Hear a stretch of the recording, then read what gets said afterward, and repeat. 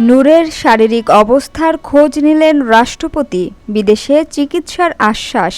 গণ অধিকার পরিষদের সভাপতি নুরুল হক নূরের শারীরিক অবস্থার খোঁজ নিয়েছেন রাষ্ট্রপতি মোহাম্মদ শাহাবুদ্দিন। রোববার সকাল 10টার দিকে টেলিফোনে নূরের চিকিৎসার খোঁজখবর নেন তিনি।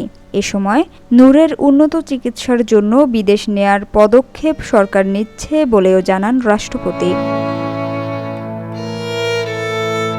গণ অধিকার পরিষদের উচ্চতর পরিষদ সদস্য ও গণমাধ্যম সমন্বয়ক আবু হানিফ বলেন, সকাল 10টার দিকে 7 মিনিটে টেলিফোনে গণ অধিকার পরিষদের সভাপতি নুরুল হক নূরের চিকিৎসার খোঁজখবর নিয়েছেন রাষ্ট্রপতি।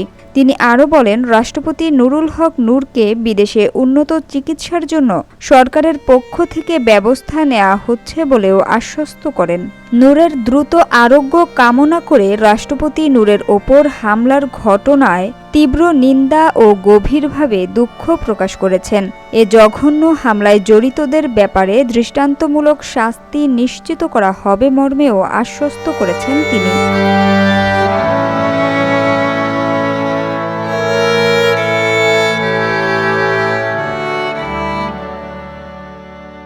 Samia Sultana, GBC television.